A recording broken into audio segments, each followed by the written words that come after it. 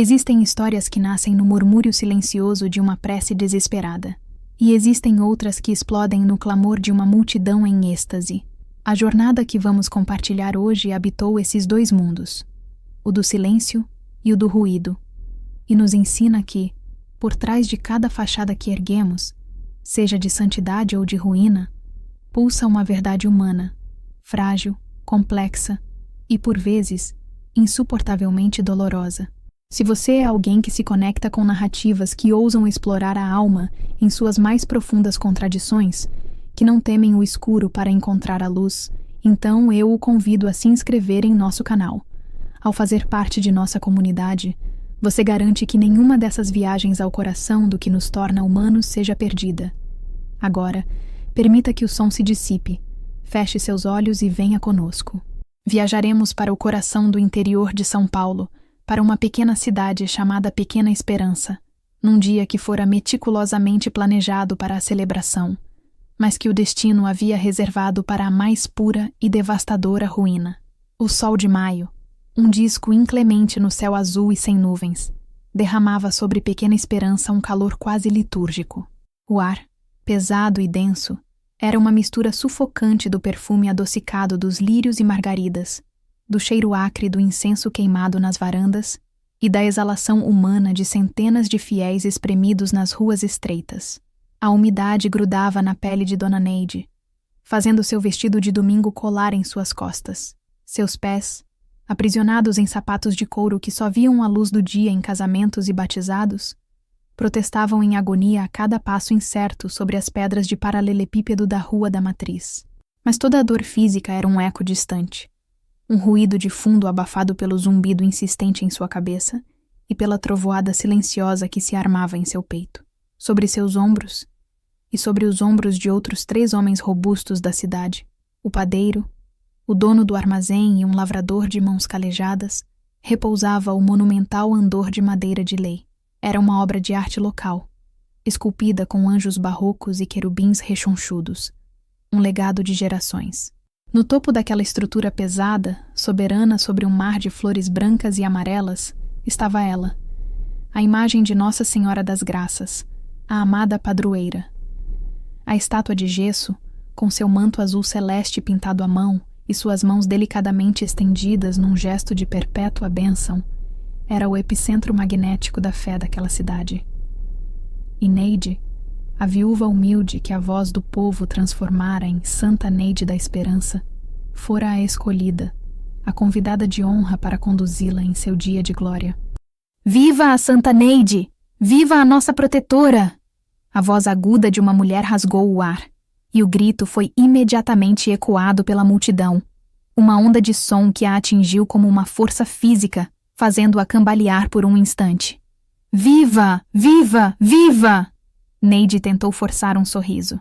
O movimento repuxou a pele seca de seus lábios, criando pequenas fissuras. Seus olhos, normalmente de um castanho acolhedor e expressivo, estavam turvos. A luz ofuscante do sol os feria, forçando-a a semicerrá-los. A procissão avançava numa lentidão torturante. A cada passo, o mundo parecia balançar suavemente, como um barco sendo embalado por águas mansas. Mas a calmaria era uma ilusão externa. Por dentro, uma tempestade violenta se formava, agitando um mar de pânico e náusea. Um gosto amargo e terrivelmente familiar subiu por sua garganta. O gosto inconfundível da cachaça que bebera às escondidas naquela manhã, para, ironicamente, acalmar os nervos. Era para ser apenas um gole. Uma dose medicinal para aplacar o tremor que se apossara de suas mãos. Um pequeno artifício para suportar o peso dos olhares de adoração, olhares que, nos últimos meses, pareciam mais esmagadores que o próprio andor. Mas um gole, como sempre, havia convidado o outro. A pequena garrafa, escondida no fundo da gaveta de toalhas de mesa, estava perigosamente leve quando ela finalmente saiu de casa. O cheiro forte do álcool camuflado por uma nuvem generosa de água de lavanda. Uma tentativa patética de disfarçar a podridão com perfume. Agora, sob o sol implacável, o veneno e o calor conspiravam em seu sangue. A senhora está bem, Dona Neide? A voz grave de Joaquim, o padeiro, soou ao seu lado. Seu rosto, normalmente jovial e coberto de farinha, Estava vincado de uma preocupação genuína. A senhora está pálida como cera. É a emoção, meu filho. Apenas a emoção de um dia tão abençoado. Ela conseguiu murmurar, a voz saindo como um sopro fraco, quase inaudível em meio ao barulho. Emoção. Era, de fato, uma forma de descrever o pânico que a sufocava, o terror de ser uma fraude monumental, um castelo de areia erguido sobre a fé alheia, prestes a ser desmanchado pela próxima maré. Eles a viam como uma santa, um canal direto e puro com o divino. Mal poderiam imaginar que seu único canal, nos últimos tempos, era com o fundo escuro de uma garrafa. A culpa era um animal voraz e vivo dentro dela, roendo suas entranhas, devorando sua paz. A fanfarra municipal, postada à frente da procissão, atingiu seu clímax musical, uma cacofonia de metais e percussão, no momento em que o andor começou a vencer a última ladeira, a subida final em direção à ampla escadaria da igreja matriz. O padre, de batina branca imaculada com detalhes dourados, esperava no topo, um sorriso beatífico congelado no rosto, pronto para receber a santa de gesso e a santa de carne e osso. A multidão se adensou ainda mais, espremendo-se contra as cordas de isolamento, todos esticando os braços, desesperados por um toque fugaz no andor, um roçar de dedos nas vestes de Neide, na esperança de capturar uma fração daquela bênção que acreditavam que ela emanava como um perfume. Foi nesse exato instante que o mundo parou de balançar suavemente e começou a girar. Primeiro, numa rotação lenta e nauseante, depois com uma velocidade vertiginosa e incontrolável. As cores das roupas das pessoas se fundiram em borrões psicodélicos, um quadro abstrato e assustador. Os rostos na multidão se deformaram, transformando-se em máscaras grotescas de expectativa e devoção. O som da fanfarra se distorceu em seus ouvidos, metamorfoseando-se num zumbido agudo, eletrônico, insuportável. Eu não consigo... Suas pernas, de repente, tornaram-se feitas de gelatina. O peso do andor em seu ombro pareceu multiplicar-se por 10, por 100. Seus dedos, antes agarrados com força desesperada à madeira lisa, escorregaram, úmidos de suor. Ela tentou se firmar, tentou fincar os pés no chão, encontrar o equilíbrio perdido, mas seu corpo não lhe obedecia mais. Era uma marionete cujas cordas haviam sido subitamente cortadas. Um grito coletivo, um suspiro agudo de choque e horror, cortou o ar festivo. Os 3 homens, pegos de surpresa, tentaram desesperadamente compensar o peso perdido, seus músculos se retesando num esforço hercúleo, mas era tarde demais. O equilíbrio precário fora irremediavelmente quebrado. O andor pendeu violentamente para o lado de Neide. Por um segundo que se estendeu por uma eternidade, a imagem de Nossa Senhora das Graças pareceu flutuar no ar, suspensa no tempo e no espaço, seu rosto de gesso ainda sereno, seus olhos pintados parecendo fitar o céu uma última vez. Então ela caiu. O som do gesso se partindo no paralelepípedo foi um estalo seco, profano, que soou mais alto que a fanfarra, mais chocante que os sinos da igreja, mais aterrorizante que o grito da multidão. A cabeça da santa, separada do corpo, rolou por alguns centímetros, parando grotescamente perto do sapato de uma senhora que agora soluçava histericamente. O corpo se espatifou em dezenas de pedaços brancos, espalhando cacos de manto azul e um pó fino de gesso entre os lírios e margaridas esmagados. Junto com a santa, Neide também desabou. Caiu primeiro de joelhos, com um baque surdo, e depois seu corpo se inclinou para a frente, mole, batendo no chão sem oferecer resistência. O mundo finalmente se apagou, mergulhando-a numa escuridão abençoada. Um silêncio bem-vindo depois de tanto barulho. A última coisa que ela sentiu, antes de a consciência a abandonar por completo, foi o cheiro. Não o cheiro de incenso, nem de flores, nem de velas. Era o odor inconfundível e adocicado de cachaça que emanava de seus próprios poros, subindo com o calor de seu corpo e misturando-se no ar com o pó da santa quebrada no chão da cidade que a havia coroado. O silêncio que se seguiu à queda foi o mais terrível de todos. Era um silêncio pesado, denso, acusador. Era o som de um milagre se desfazendo em pó e vergonha. 6 meses antes daquela procissão fatídica, a casa de Neide era apenas uma casa.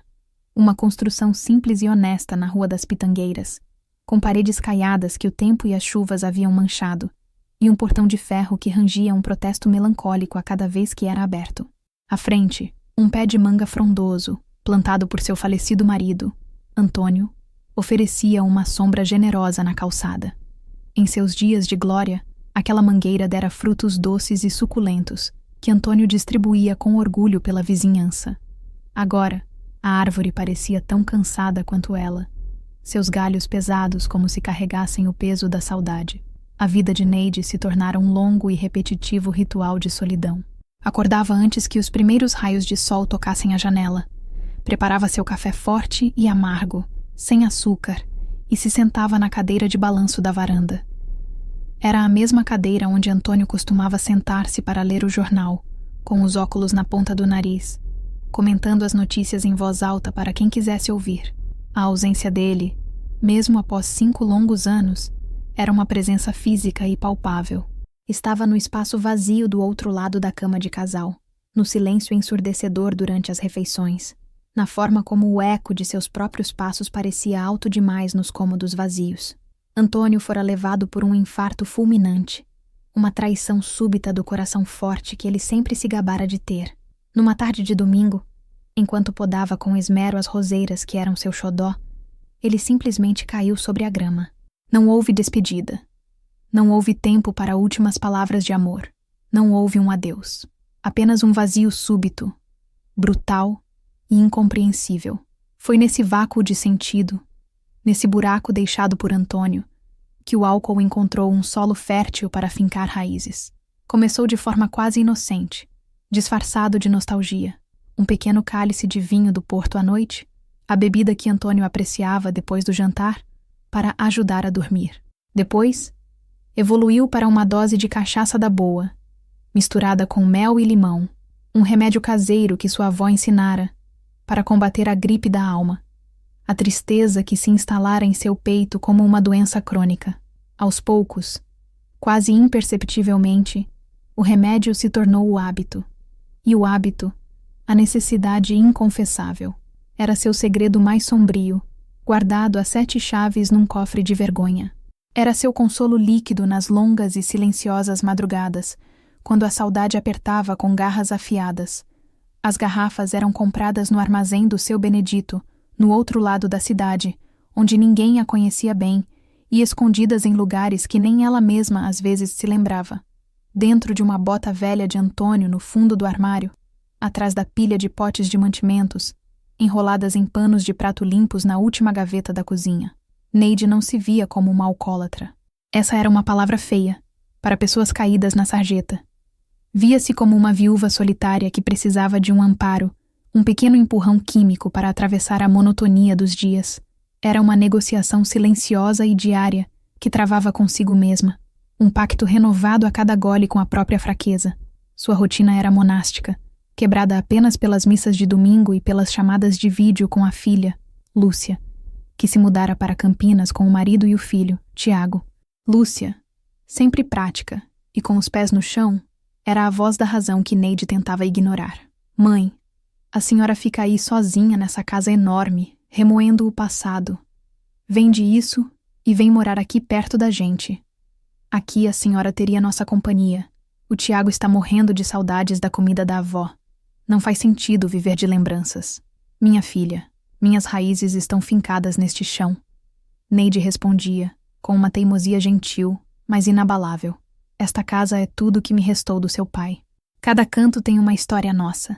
Sair daqui seria como perdê-lo uma segunda vez. A verdade inconfessável, que ela não ousava admitir nem em seus pensamentos mais íntimos, era que a casa não era apenas um santuário de memórias. Era também o santuário de seu vício. Em Campinas, sob o olhar atento e perspicaz de Lúcia, seu segredo não sobreviveria a 1 semana. O dia que alterou o curso de sua vida começou como qualquer outro.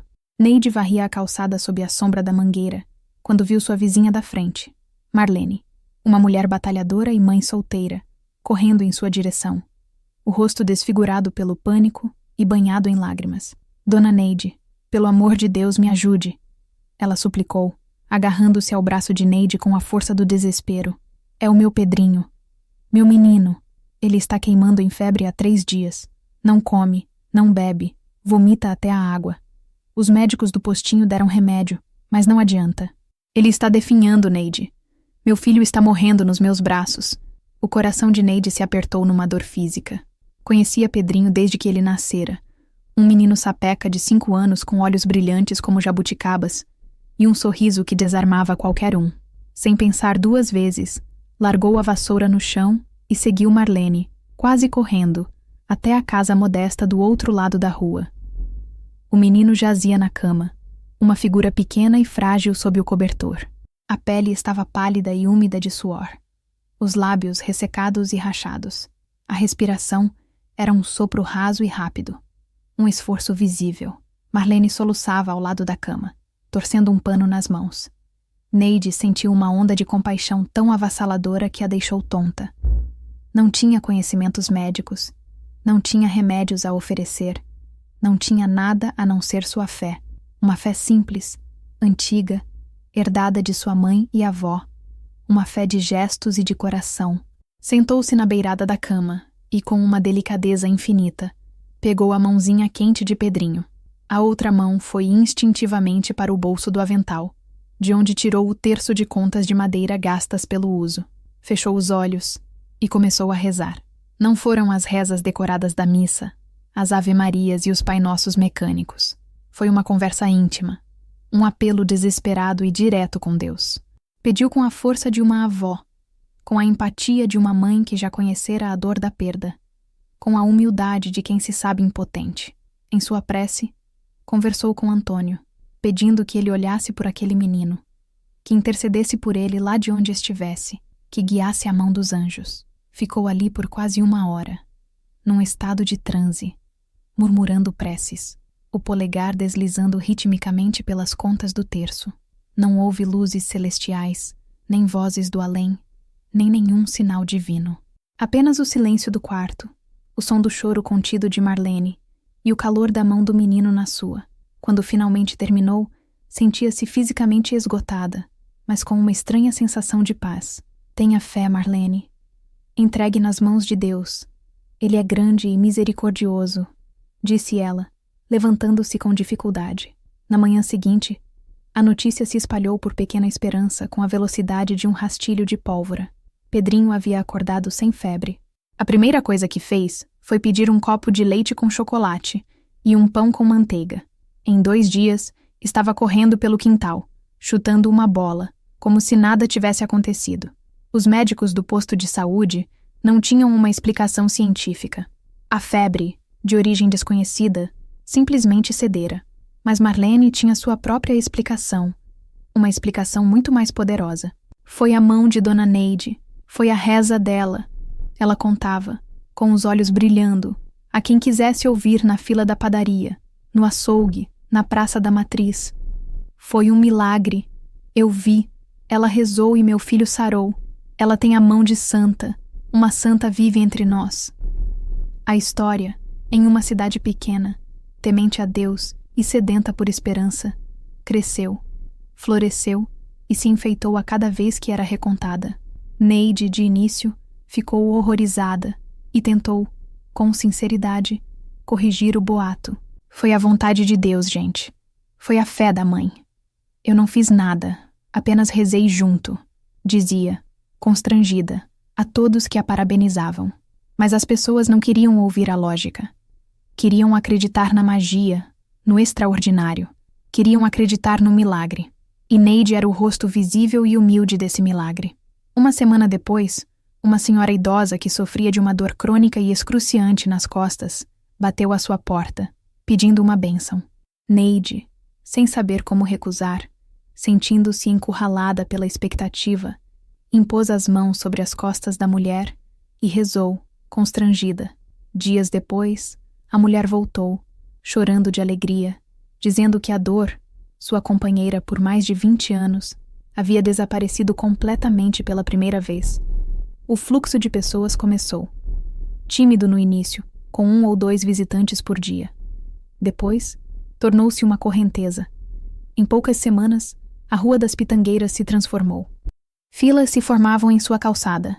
Traziam bolos de fubá, frangos assados, cestas de frutas, pães caseiros, como forma de agradecimento ou de súplica.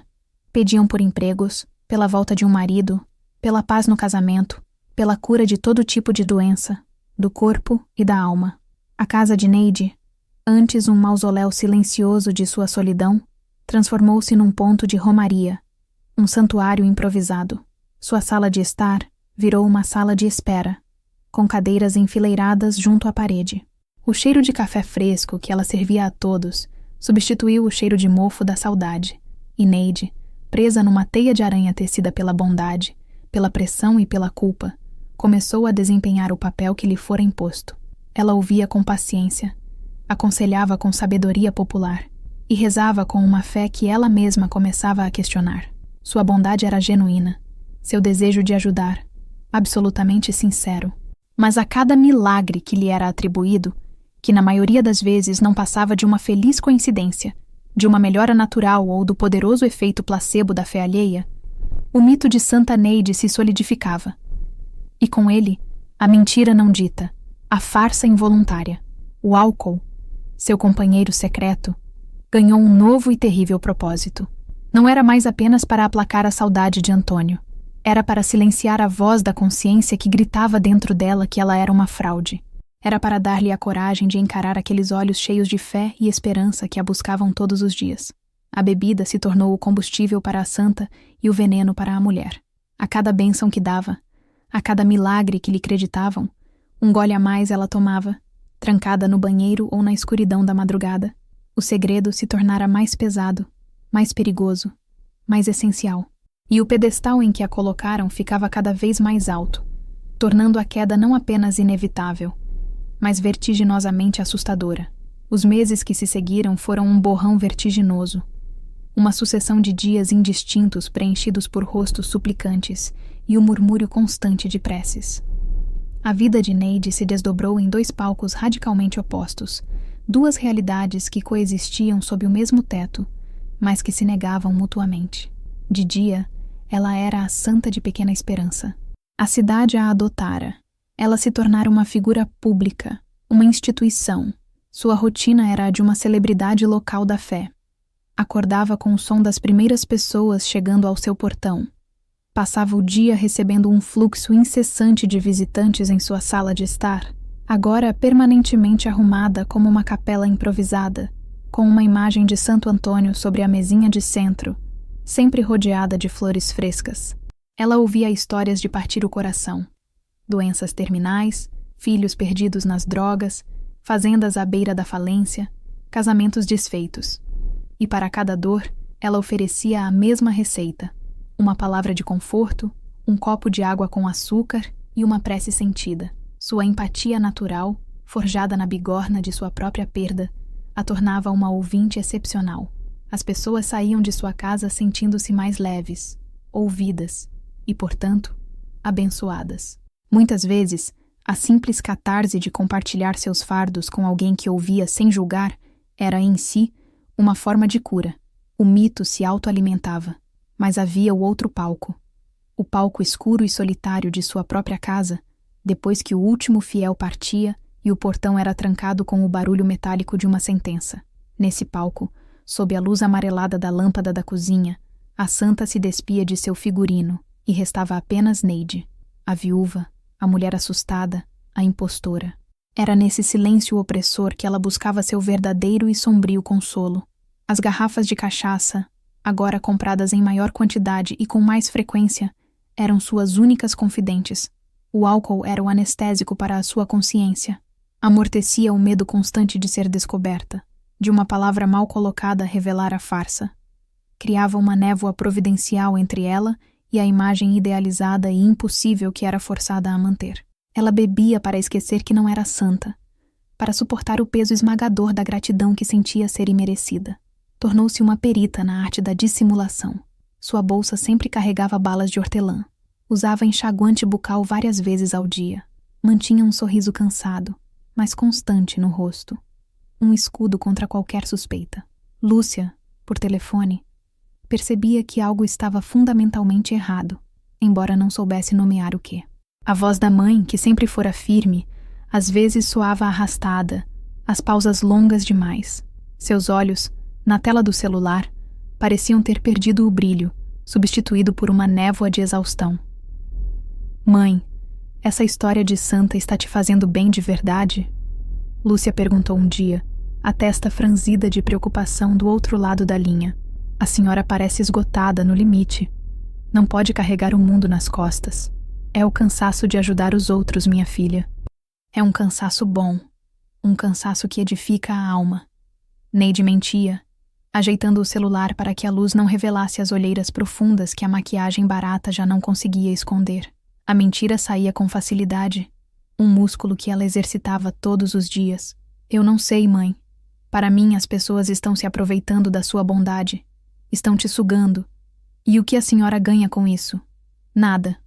Só mais trabalho, mais gente na sua porta. E essa fama toda é perigosa. Coisa que sobe muito rápido, costuma cair da mesma forma. A premonição na voz da filha deu um calafrio em Neide. Eu ganho a alegria de ver as pessoas com esperança de novo, Neide respondeu, mais para convencer a si mesma do que a filha. Tiago, seu neto de 16 anos, era mais direto e menos diplomático. Durante uma visita de fim de semana que Lúcia insistiu em fazer, ele a observou em silêncio por horas, encostado no batente da porta, enquanto ela atendia a fila de fiéis na sala. Sua expressão era uma mistura de curiosidade e tristeza. Mais tarde, quando a casa finalmente se esvaziou e eles estavam a sós na cozinha, ele se aproximou dela e disse, com a simplicidade cortante da juventude: Vó, a senhora não precisa ser uma super-heroína para todo mundo. Sabia disso? A senhora pode ser só a minha avó. A frase a atingiu como uma pedra, quebrando uma pequena rachadura em sua armadura. Ela olhou para o neto, um rapaz alto e magro, com os olhos gentis e observadores de Antônio, e sentiu uma vontade avassaladora de desabar, de confessar tudo, de pedir socorro. Mas o medo, um guardião cruel e eficiente, a paralisou. Apenas sorriu um sorriso trêmulo e afagou seus cabelos.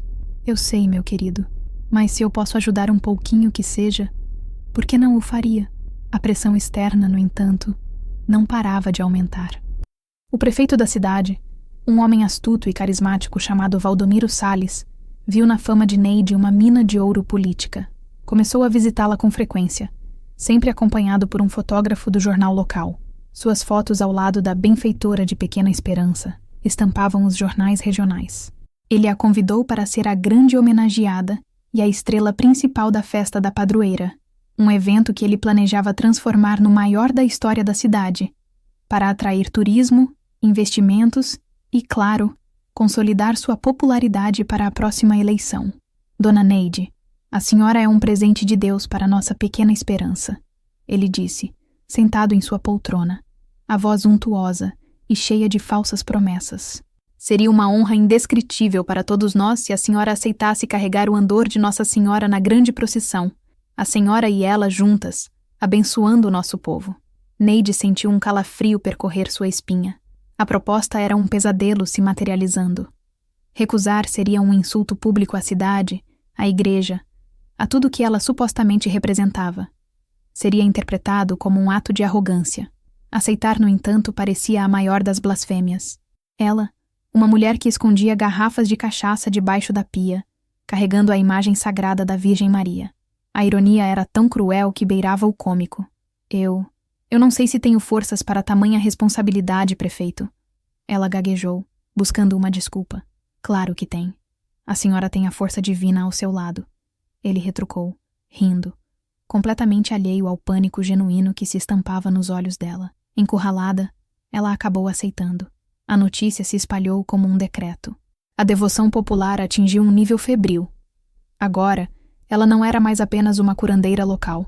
Era uma figura institucional, chancelada pelo poder público e pela bênção tácita da igreja. O pedestal em que a colocaram ficou ainda mais alto, mais instável, mais perigoso. E seu vício, seu parceiro secreto, aprofundou-se na mesma proporção. As manhãs agora exigiam um gole para firmar as mãos e a voz. O almoço era acompanhado de outro, para lhe dar coragem para enfrentar a tarde de atendimentos. A noite era um mergulho completo na névoa etílica, Uma tentativa desesperada de apagar o dia, de apagar a si mesma. Começou a ter lapsos de memória cada vez mais frequentes. Esquecia nomes de pessoas que a visitavam todos os dias. Esquecia as promessas de oração que fazia. Certa vez, ao servir um café para uma senhora, suas mãos tremeram tanto que ela quase derramou o líquido fervente no colo da mulher. É a idade, minha filha. As juntas já não obedecem. Mentiu, enquanto seu coração disparava. Correu ao banheiro e tomou um gole rápido de uma pequena garrafa que agora mantinha escondida atrás do cesto de roupas sujas. A casa, que antes era seu refúgio, agora era sua prisão. As paredes pareciam se fechar sobre ela.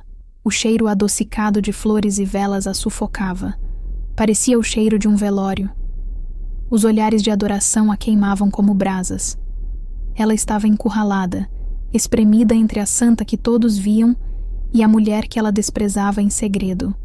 E a grande procissão se aproximava no calendário, dia após dia, como uma data marcada para sua execução pública. A coroa de santidade que lhe puseram na cabeça era feita de espinhos afiados, e pesava mais a cada gole, a cada mentira, a cada dia. Nas semanas que antecederam a grandiosa festa da padroeira, Pequena Esperança vivia um estado de efervescência coletiva. Ruas eram meticulosamente enfeitadas com bandeirinhas de papel de seda que dançavam ao vento. Palcos para shows eram montados na praça principal, e a pequena rede hoteleira da cidade já anunciava a lotação esgotada. O nome de Santa Neide estava em todas as bocas, impresso em cartazes. Era o principal atrativo do evento. Para Neide, no entanto, essa contagem regressiva não era para uma festa, mas para o cadafalso. A ansiedade era uma criatura viva que a devorava por dentro. O sono se tornou um luxo inatingível. Deitava-se na cama e o quarto parecia girar lentamente, mesmo quando estava sóbria. Imagens se sobrepunham em sua mente num carrossel enlouquecido.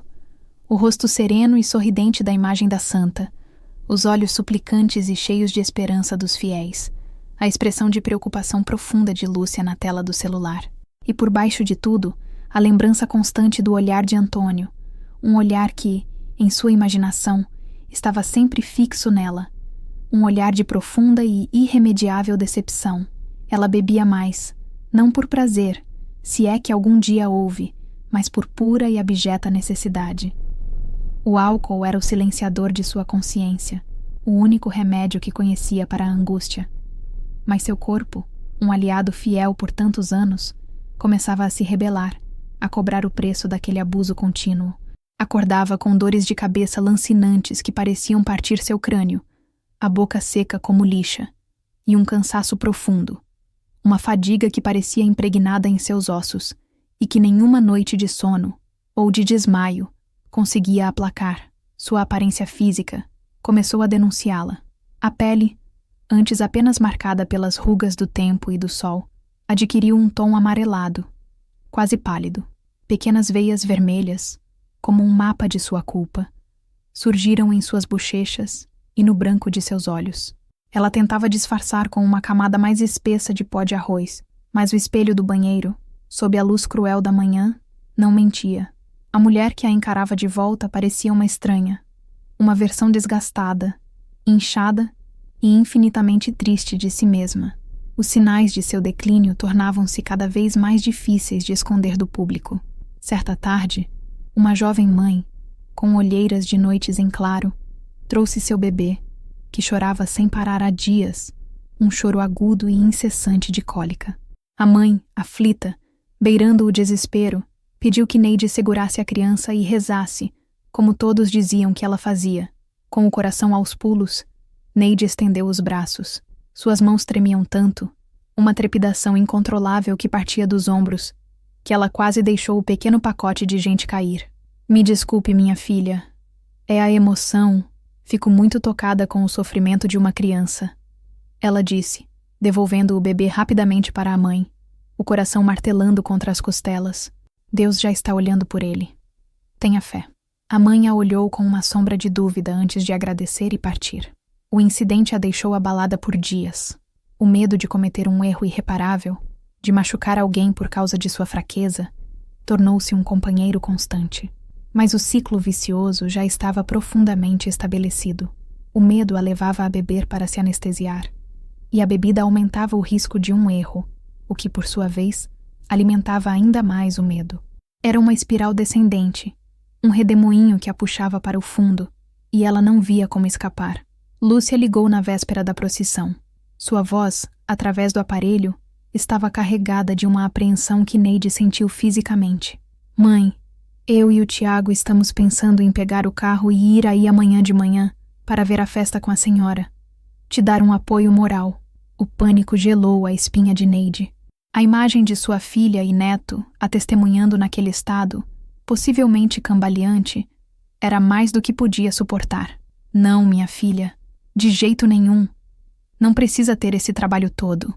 Vai estar uma confusão, um calor terrível, gente de todo lado.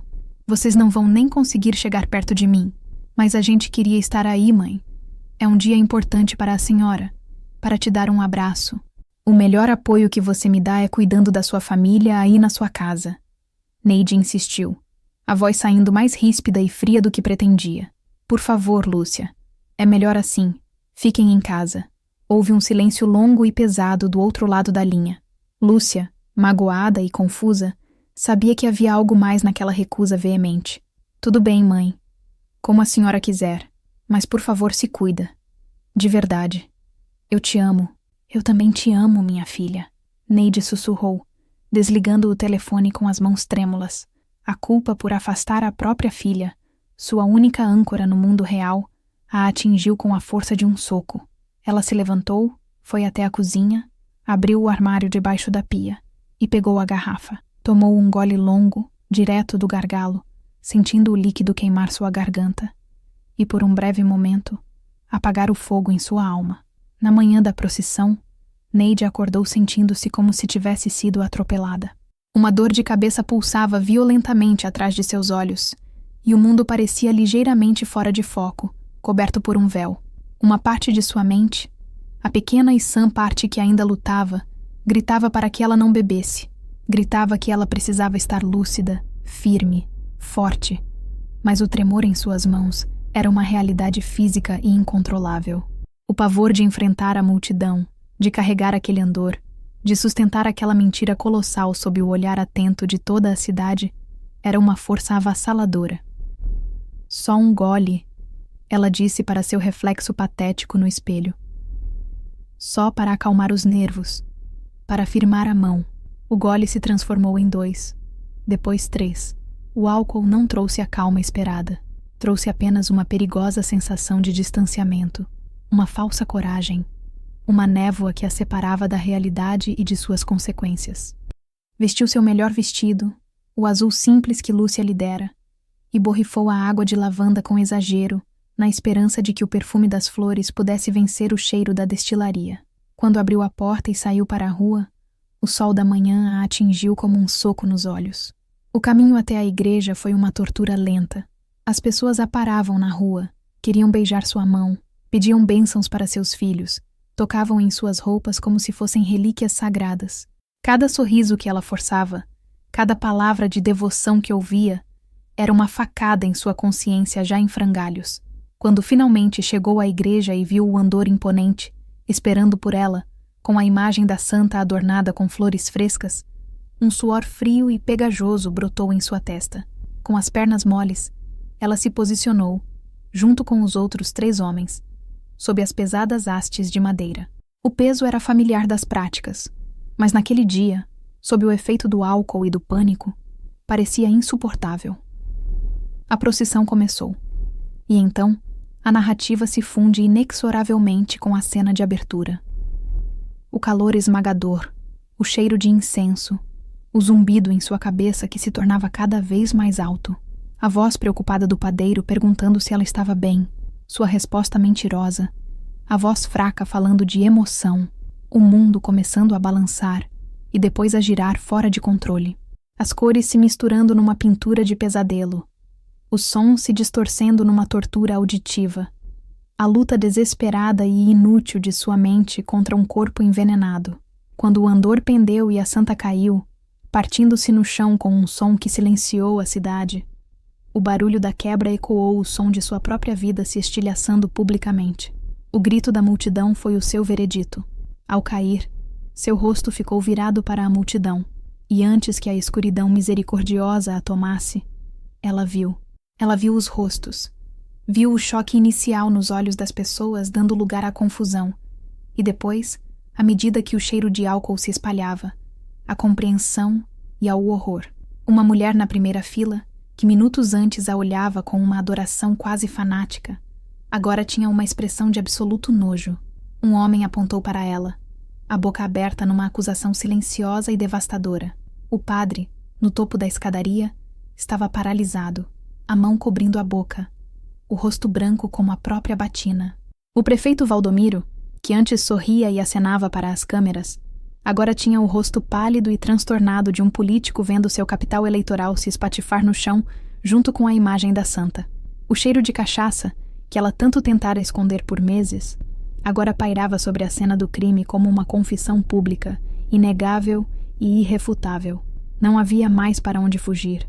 Não havia mais disfarces. A fachada sagrada, construída com a fé dos outros e cimentada com suas mentiras, havia se quebrado em 1000 pedaços, junto com a estátua de gesso, e no chão, entre os cacos da santa, jazia a pecadora. O silêncio que se instalou foi o som de um pedestal sendo violentamente demolido. A queda não fora apenas física, fora a queda de um mito, e o início de um pesadelo muito mais profundo e real. Neide despertou para o cheiro forte e penetrante de amoníaco. Alguém passava um chumaço de algodão sob seu nariz, forçando-a a voltar de uma escuridão que era, de certa forma, confortável. Ela piscou, e a luz branca e fria de uma lâmpada fluorescente no teto feriu seus olhos sensíveis. Estava deitada numa maca dura, nos fundos da sacristia da igreja, um cômodo frio que cheirava a madeira velha e cera de vela. O padre Inácio estava ao seu lado, o rosto habitualmente sereno, transformado numa máscara de decepção e raiva contida. O prefeito Valdomiro Salles andava de um lado para o outro como um animal enjaulado, o celular colado na orelha, gesticulando e falando em sussurros raivosos. Ela acordou, disse o padre, a voz gélida, desprovida de qualquer compaixão. Valdomiro encerrou a ligação abruptamente e se aproximou da maca, o rosto vermelho de fúria. Dona Neide, a senhora tem a menor noção do que fez? A senhora arruinou tudo. A festa, que era o maior evento da história desta cidade, a fé do povo, a minha reputação, anos de trabalho jogados no lixo. Neide tentou se sentar, mas uma tontura avassaladora a empurrou de volta para a maca. As palavras do prefeito eram como zumbidos de abelha, distantes e sem sentido. A única coisa que conseguia focar era a vergonha, uma onda quente e paralisante que subia por seu corpo, queimando seu rosto. Bêbada! A nossa santa estava caindo de bêbada. Ela ouviu a voz de Valdomiro, agora falando com o padre, como se ela não estivesse ali. Como vamos explicar isso para a imprensa? Para o bispado? É um desastre, um escândalo de proporções bíblicas. Ninguém lhe ofereceu um copo d'água. Ninguém perguntou se ela precisava de um médico. Ela não era mais a santa, nem mesmo uma paroquiana passando mal. Ela era o problema, a culpada, a profanadora, a vergonha da cidade. Foi levada para casa nos fundos do carro de um funcionário da prefeitura, em silêncio, como uma criminosa sendo descartada após o interrogatório. Quando o carro virou em sua rua, viu o que a esperava. Os vizinhos estavam nas janelas e nos portões, os rostos fechados. Os olhares que antes eram de adoração agora transbordavam uma mistura de acusação, desprezo e uma mórbida curiosidade. Os dias que se seguiram foram um mergulho lento e consciente no inferno. A notícia, como era de se esperar, explodiu. Jornais e programas de TV sensacionalistas da região se deleitaram com a história. Falsa santa embriagada derruba a imagem da padroeira em plena procissão. As manchetes eram cruéis e diretas. Sua casa, antes um santuário de esperança, tornou-se alvo de vandalismo. Na segunda noite, picharam seu muro com letras garrafais e vermelhas.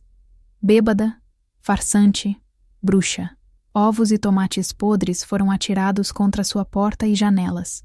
As flores e velas que antes enfeitavam sua varanda foram substituídas por sacos de lixo e detritos. Ela não ousava mais sair de casa. As cortinas permaneciam fechadas dia e noite, trancando-a numa penumbra perpétua que espelhava perfeitamente a escuridão em sua alma. O telefone, que antes tocava com pedidos de bênção, agora tocava incessantemente com ligações de repórteres insistentes ou de antigos fiéis que ligavam apenas para despejar insultos e ameaças. Ela o desligou da tomada, cortando seu último elo com o mundo exterior. A solidão, que antes fora sua companheira melancólica, agora se transformara numa inimiga opressora e aterrorizante.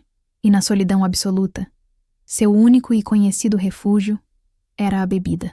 Ela bebia para não pensar, para não sentir, para não existir. Bebeu tudo o que tinha estocado em casa e quando o último gole se foi, na calada da noite, com o rosto coberto por um lenço como uma fugitiva, foi até o bar mais distante e mal encarado da cidade, na beira da rodovia, e comprou mais. O dono a reconheceu, um sorriso de escárnio se formando em seus lábios, mas vendeu-lhe as garrafas sem fazer perguntas. O dinheiro dela ainda valia, mas o fundo do poço ela descobriria. Ainda estava a alguns metros abaixo. Numa tarde chuvosa e cinzenta, cerca de uma semana após o desastre da procissão, alguém começou a esmurrar sua porta com uma violência desesperada. Neide, entorpecida pelo álcool, deitada no sofá, demorou a reagir. Os socos continuaram, frenéticos, acompanhados de uma voz de mulher. Dona Neide, pelo amor de Deus, abra esta porta. Socorro! Com dificuldade, Neide se levantou, cambaleando, e destrancou a porta. Era uma moça jovem, que ela vagamente lembrava de ter visto em sua casa, meses antes, pedindo uma prece. Nos braços da mulher estava uma criança, uma menina de uns 3 anos, o corpinho mole, o rosto já assumindo uma tonalidade azulada, os olhos revirados. Me ajuda, ela engasgou com um pedaço de pão. Ela não está respirando. Faz um milagre, Santa Neide. Faz alguma coisa, por favor. A mãe gritava, a voz distorcida pelo pânico. Neide olhou para a cena, mas seu cérebro, encharcado de álcool, não conseguia processar a urgência, não conseguia conectar os pontos. O mundo girava lentamente. As palavras da mãe soavam como se viessem de debaixo d'água. Num gesto automático, o resquício patético do papel que costumava interpretar, ela estendeu a mão, trêmula, e tocou a testa fria da menina. Calma, vai ficar tudo bem, ela balbuciou, a voz pastosa, as palavras se arrastando para fora de sua boca. Não reze, faça alguma coisa de verdade, a mãe gritou, sacudindo-a pelos ombros, tentando despertá-la de seu torpor. A senhora não é santa? Salva a minha filha, tira o pão da garganta dela. Mas Neide estava paralisada. Sua mente era um pântano denso e escuro. Ela não conseguia pensar no que fazer. Não se lembrava das manobras de primeiros socorros que um dia vira na televisão. Não conseguia fazer nada além de encarar, impotente e vazia, o terror absoluto nos olhos daquela mãe.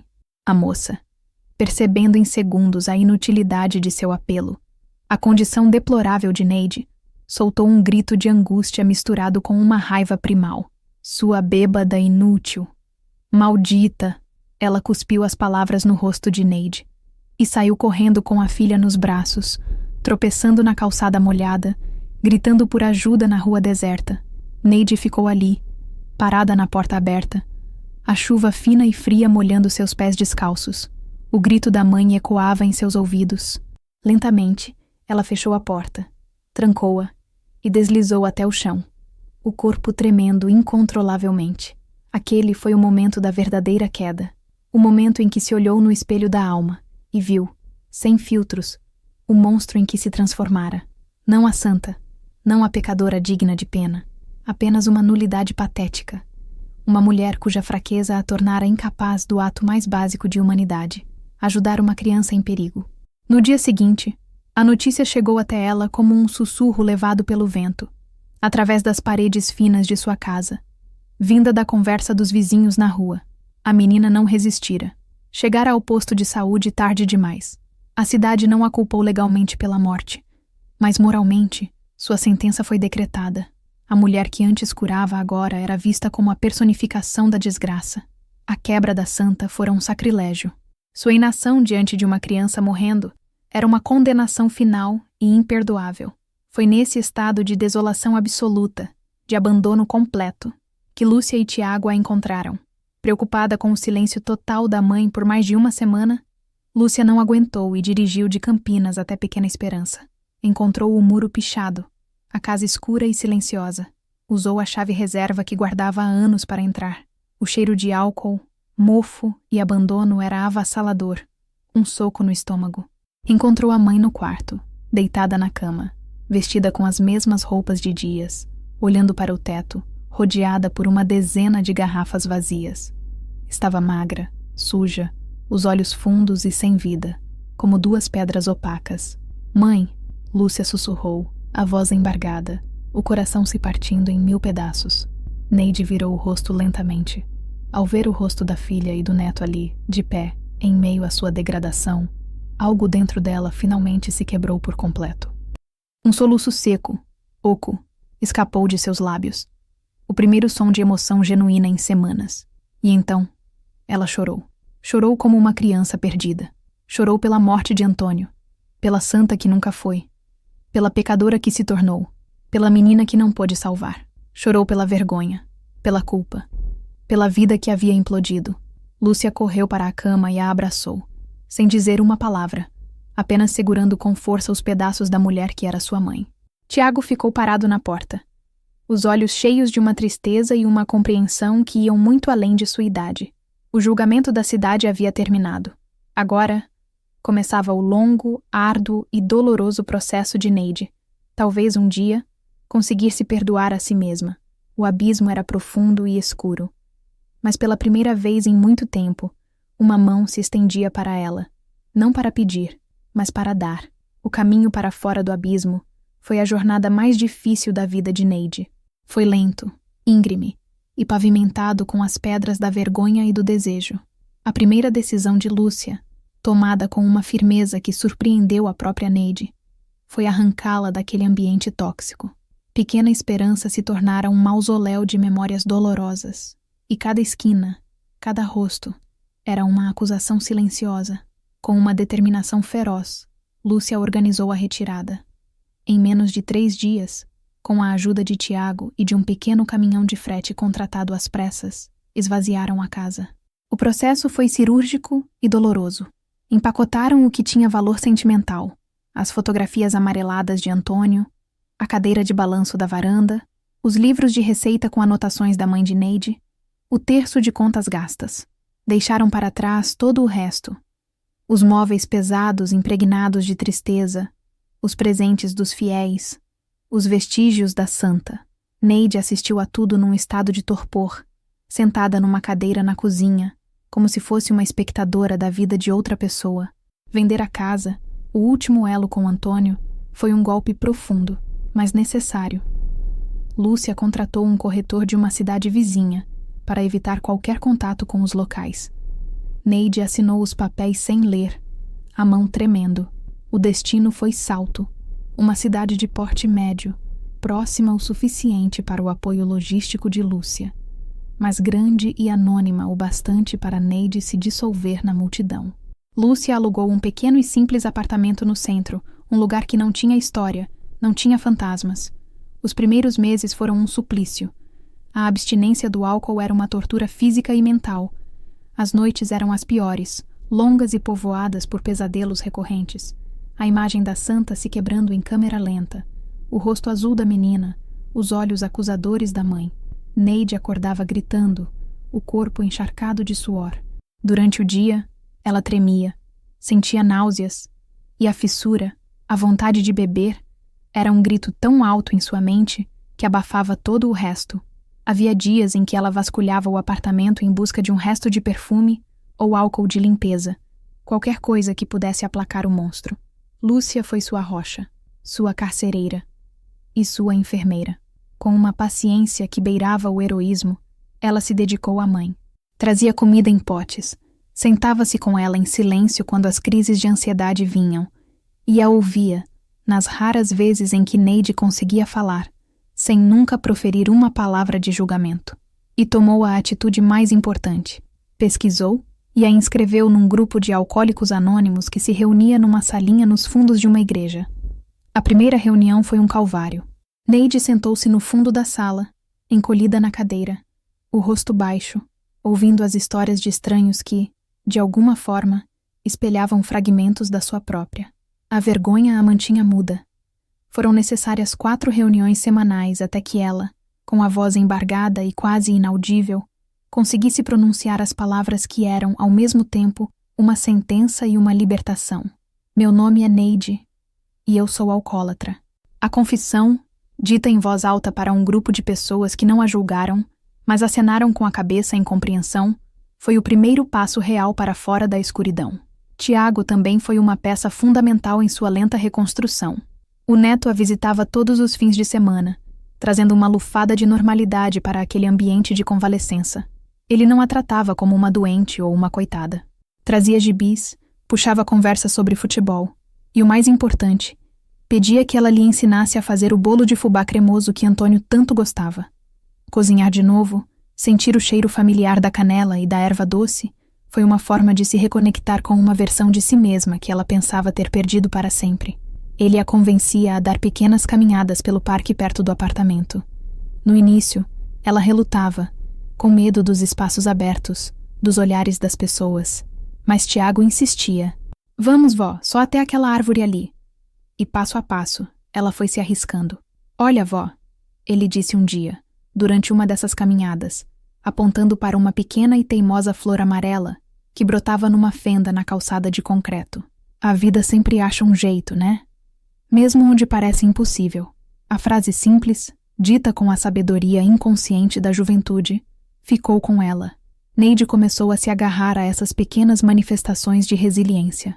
Na semana seguinte, comprou alguns vasos, terra e sementes. Começou a cultivar um pequeno jardim na varanda do apartamento, cuidar das plantas, regar, adubar, ver a vida brotar da terra por meio de seu esforço e paciência, deu-lhe um senso de propósito que ela não sentia há muito tempo. Era um milagre real, pequeno, silencioso e palpável, que ela mesma criava todos os dias com suas próprias mãos. Os anos passaram, um após o outro, na calmaria do anonimato. O cabelo de Neide ficou completamente branco como a neve.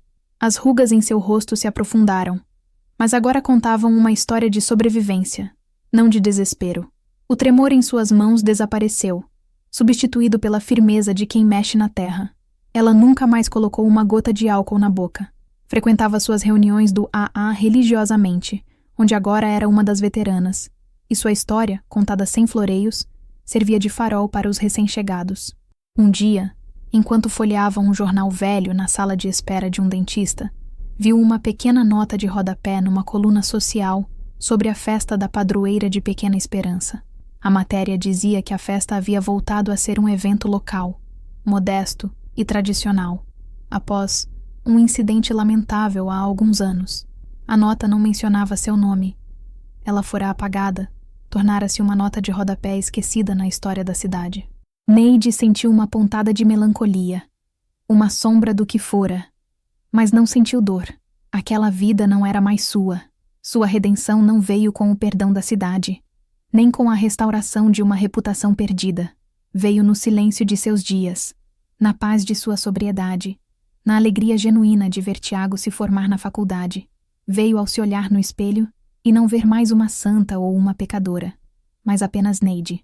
Uma mulher que amou profundamente, que perdeu tragicamente, que errou catastroficamente, que caiu no fundo do poço e que, com o amor incondicional de sua família, conseguiu dia após dia se levantar.